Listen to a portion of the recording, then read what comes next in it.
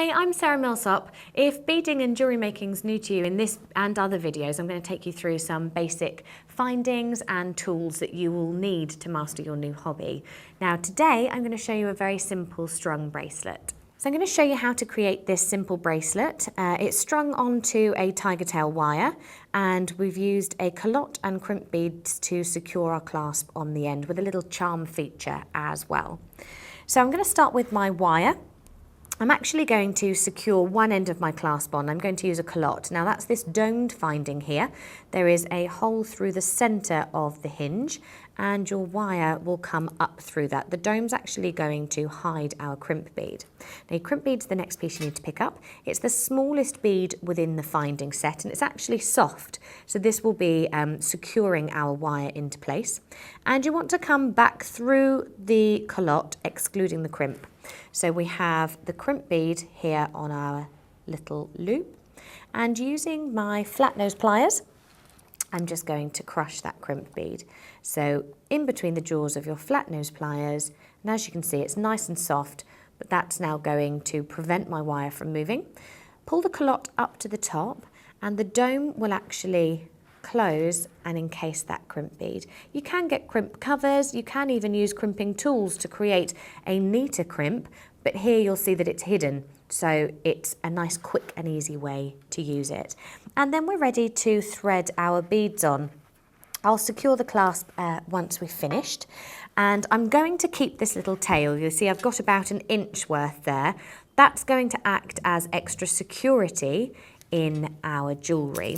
So I'm going to start with a spacer bead just because it matches my findings and then alternate between a crystal and a pearl. So obviously you can design however you like. The beauty of making your own jewellery of course is a personalised design and size as well, but just make sure that you keep that tail and through the first few beads I'm going to make sure that it's hidden inside my design, and that way that's going to give you extra strength and security. If you want to cut any extra off, of course you can, but that sits perfectly on here. And now I'm just going to carry on my design until I get to my desired length. So to make sure you've got the right length, actually sizing your bracelet up to you, you want to make sure that you leave some room for your findings. So you need about 1 inch for your findings, so I need to add a few more beads onto here. Of course, because you have 2 culottes, your jump ring and your clasp, you need to allow for the findings. There's no point the beads fitting you and then when you go to wear it, it's too big, because the findings are added on as well. So make sure you take that into account. Now I have finished my design, so I'm symmetrical on either side. So we'll finish it in exactly the same way we began. So through the hinge of the culotte, add a crimp bead, and then we'll go back through the culotte. Now this time we'll actually hide our inch worth of tail before we crimp.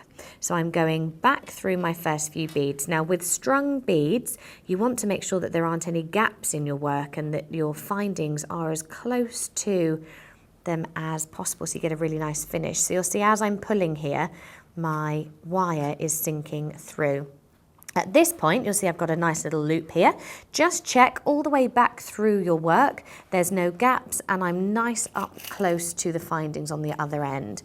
Now, if you take a pin, pop that into that loop and pull that tightly, pulling that tail is going to sink that beadwork all the way nice and flush to the top. Pull the pin out and just one extra tug and you'll see that you've got a really lovely finish. So we're now ready to crimp the bead inside the culotte. So again, flat nose pliers onto that crimp and squash that, seal it shut, and we will close the culotte as well. And of course your flush cutters come in handy because we want to get rid of this extra tail now. Right up as close to the bead as you can get. So of course your flush cutters will give you a really nice precise cut. And we're ready to attach our clasp and you'll see that there isn't any gap in any of those beads and nice up and close to our findings on the ends. So I'm going to loop the end of the culotte. You'll see there's already a hook on here. I'm actually going to double this over. So just like we do when you are turning a loop, I'm going to coil this in and around my pliers so that I get a nice finish. Do the same on the other side, and I'll use a jump ring to attach my clasp. I'm going to use a lobster claw clasp and a jump ring. So to use a jump ring, you need a pair of pliers. A jump ring actually has a little slit in it, and we're going to twist it open. So you're not pulling the circle apart, you are twisting it open. One side onto my bracelet and the other side onto my clasp. And again, pair of pliers, and you want to make sure that both ends are meeting. So you want to feel them rub together, and then you know you've got a really nice secure finish. And on the other side, I'm actually going to do something a little bit different for our attachment. So I'm going to use one of the crystals from the bracelet itself. So I'm going to bend the pin to 90 degrees directly above the bead. I'm going to leave a little more than a centimetre. A centimetre will give me a loop this size. I want this one to be a little bit bigger because it will be the loop that I attach my clasp onto. So a little bit bigger for ease of access when I'm wearing it. And I'm going to move a bit further down my pliers. So I'm going 3/4 of the way down my pliers, flush to the top, and by rolling it deeper down the plier, you actually get a larger sized loop. So to make sure that the loop is the right size for the amount of wire I have here, you'll see that I slowly adapted it and moved upwards. But I've got a bigger loop on one side than I do on the other. Again, make sure that the two ends of the wire are touching. Using my pliers, I'm going to connect the smaller loop to one side of my bracelet. And now this just gives me a really nice decorative finish and attachment for my clasp. And you've got a really simple project finished to a professional standard. So hopefully you found that really useful and that you will join me for some other new to you videos in your beading and jewellery making.